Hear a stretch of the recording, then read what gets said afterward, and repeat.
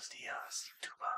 We are the MediaShinobi. Here to bring you a review of the Korra Legend Episode 6.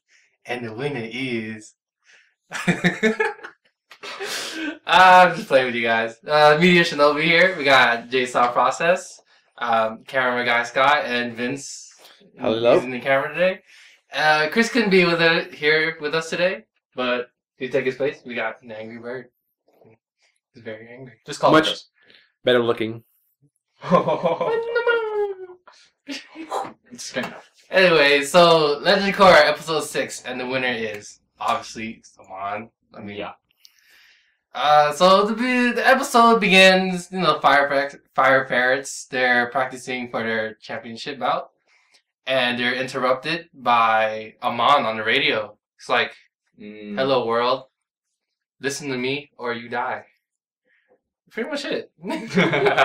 So he basically demands that the championship disband. Like, don't do it, or you're gonna have consequences. Yeah. And then they Korra and the gang, they rush to the council members where they're debating, and they actually did decide to not continue the championship. I guess it was kind of strange because they gave up so easily. Yeah. But then Chief Lin Beifong, she busted in with her little chain spider whip, and like, nah, y'all are chicken. y'all need this, backbone. And then I found this was kind of shady because Tarlock, he changed his mind very quick. He's like, "So you're gonna watch over the championship?"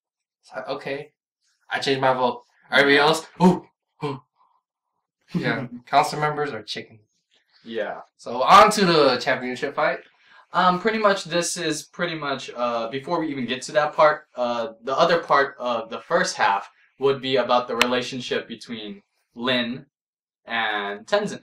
Now, obviously, if you've seen the last few episodes, you already know they kind of have a history together, but apparently it's a romantic one as well.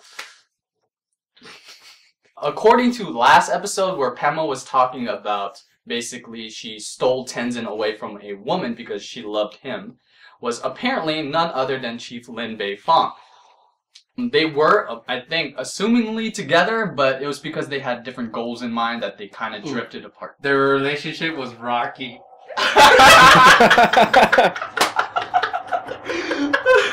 So at the end of the day, they have to put aside their past, because it was rocky, and work together for this mission right now, which is to protect the championship from Amon and Equalist. Yeah.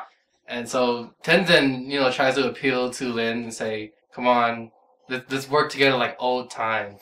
And she was like, "Okay, I'll try to be less abrasive." Because she's an earthbender.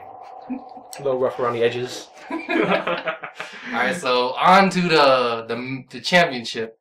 Yeah, this is pretty much part 2 of the episode, and this part is split into 2. There's the pro bending finals, and then there's the Amon pretty much raid. For the first part, pretty much the pro bending final, it was pretty fast paced due to the fact that we never got to see any other teams. You see the wolf bats finally in action, but before we even get into that, I swear this episode made them the douchiest of all people for this anime, because the way they had their introduction into the match, the fire ferrets, they had something simple. They had Pabu, the fire ferret, doing some backflips and then yay. But no, when the wolf bats came into play, they had like costumes on. They had their capes, masks, and they were doing poses while fireworks all over the arena were pretty much going off. And I was like, really? Really? I mean, sure, they're the winners and all, but that's not too much of a big deal. I mean, you don't see that in like NBA or NFL or stuff like that. Do you? You seen like WWE and no, Raw. that's like halftime shows, but you don't really see that kind of thing every introduction. No? Yes. In like wrestling. It's wrestling though. Yeah. But regardless, this is when the fight starts. Now, while you're watching this, obviously you would feel a little skeptical due to the fact that it was pretty dirty. And by dirty, I mean it was really like unlegitimate fights because they were doing very illegal moves. basically. One particular move is they combined water and rock by crushing the rocks together, putting it in the water, and then slamming it into their faces, pretty much knocking all three of them off of the ring, thus winning the championship, which I thought was kind of, well, once again, cheap. And it was horrible. Stole it from Pokemon, man. I mean, can't y'all guys think of anything original? Is there anything original? But regardless, before that though, there was a tiebreaker which shows that Korra's growth is, well, growing. In the tiebreaker, she decided to go against, what's his name again? Tano. Yeah. One-on-one water bending, and like in literally 5 seconds, he got beat badly. No, he dodged it. But yeah, that's pretty much the gist of the situation, and I was like, okay, they got this, even though we obviously know by now that the referees were bought by either them or some connection on who's betting on the fight. But after they claimed the Wolf Bats as the winner, this is when everything went down. That you see the camera pointing at the audience, where several audience members starts to, you know, go hardcore and stuff, and then they even pulled out from like a popcorn bag, like some high-tech glove with a glowing thing in it. Iron Man. But courtesy of Tony Stark. yeah, and then this is where like pretty much Amon shows up, and then all the metal benders for some reason like suck. They can't do anything. They were pretty much ambushed. So it's like whatever, but this is where Amon takes on the Wolf Bats, because the Wolf Bats were like, "Oh, what's going on?" They pretty much were going to make a show of this, showing that they would take away his powers, which they did. They took away his power because at like the moment before he did that, they were like, "Please don't take away my powers. I'll give you the trophy. I'll give you the title. Stop it. Stop it."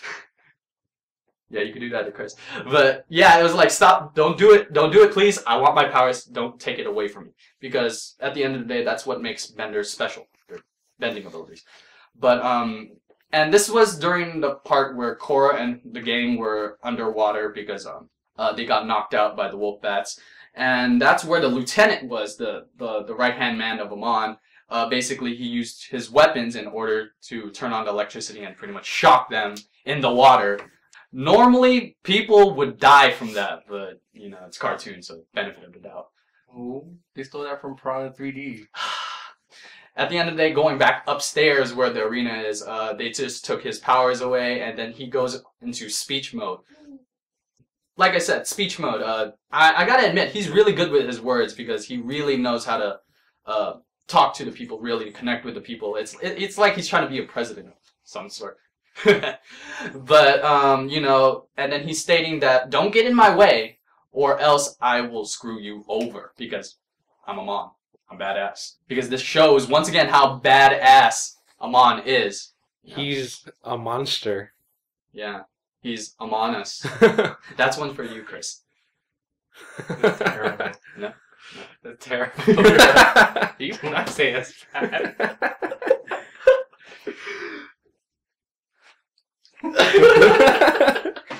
But yeah, and then after the speech, if you go back downstairs to the water, when Korra's being dragged by a lieutenant, apparently there's a flashback scene once again of Aang, Toph, and a mysterious person, random, possibly Yukon or Amon or some other random person. Yeah, once again, I'm curious of what's why is she having these random flashbacks? Maybe it's during critical moments, because originally I thought it was during like her being in very spiritual places. That's why I thought it was, because she was in the memorial. But she was in a pro bending tournament and she had a flashback there, so I'm guessing it's critical moments. But yeah, I mean, the flashback's pretty, it's pretty much throwing me off. I really don't know what to expect.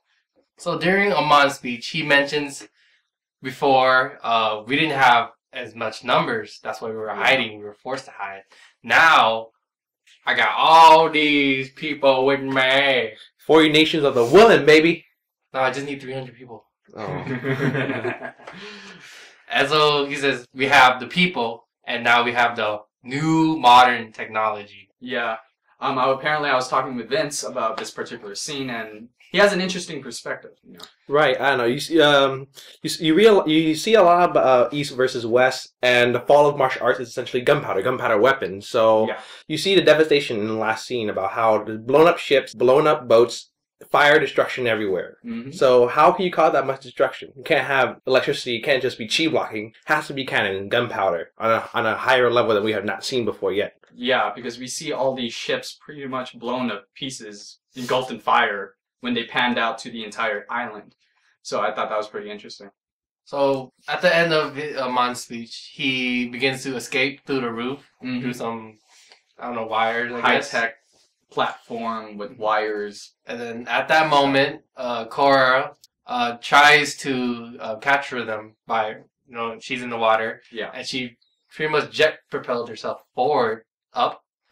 But for some reason, I guess she didn't have enough power to make it all the way. Yeah, she stopped halfway. And that's when Lin came to the rescue with her Spider-Man-like abilities with metal, and then she had enough strength to pretty much throw her up. So I thought it was wow, she's pretty strong. On the roof, Korra, she actually managed to get on one of those platforms, and she's throwing fire into the enemy airship. And then Amon, he's like, fire, sidestep. Enemies were like, fire! Ah!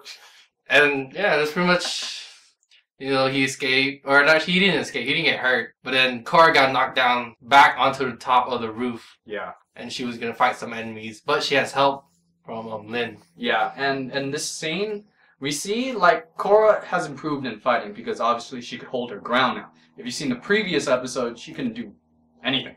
Really. And she still doesn't have airbending, so that's something.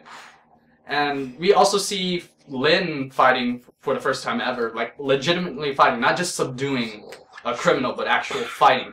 And it was pretty cool, that one spin move with the wires. So I was like, oh, damn, that's kind of badass. It's just they didn't show enough fighting, so it also showed her softer side because instead of choosing to go onto the airship to go against Amon, she decided to go back for Korra because she fell because of the glass that broke on the roof. Which is kind of stupid. They were fighting. Okay, the fight was a couple minutes long. They were fire-bending, chi blocking, electrifying stuff, slamming each other on the glass, and didn't fall through. None of them fell through. And then Korra, her fat ass, steps on the glass and she falls. I was like, what? So that's pretty much. So yeah, Amon escapes, and back in the arena, everybody's recovering. Yeah. Tenzin pretty much says, "We are at war." Actually, before the fight actually started, as they were entering the ring, you can see Asami and her father in their pent box. Yeah. They're waving to her and she blows a kiss to Mako, and Mako's like, of course, disgusted by them. Jealous. But the main thing about that is that's the only time we saw Asami and her father. After the whole raid, we didn't see her at all, or them at all. Yeah. So it got me wondering, could was she either kidnapped, or maybe she was a supporter for them secretly, or maybe they just completely forgot about them. I don't know. Yeah, because if I remember, when they ended the speech, the majority of them were cheering. So that means the majority of the audience is for equalist, as in anti-bending. So it could be a possibility. But yeah, that's pretty much the gist of the entire episode. That's the end. Is there anything else? I don't know. That's pretty much it. And then next episode, we're gonna see how the people react. Will they go to war? How will they prepare themselves? Yeah. All right. So, thank you for watching. Please comment, thumbs up, and hopefully, you'll see Chris soon. Yeah, he'll definitely be back next episode. Hopefully. If not, we'll have Chris too. Yeah. Chris 2.0. What if Korra gets impregnated? by Amon, teenage mother. Amon. Avatar / Chi Bender. That's overkill. That's overkill. This is still a Nickelodeon show. Come on.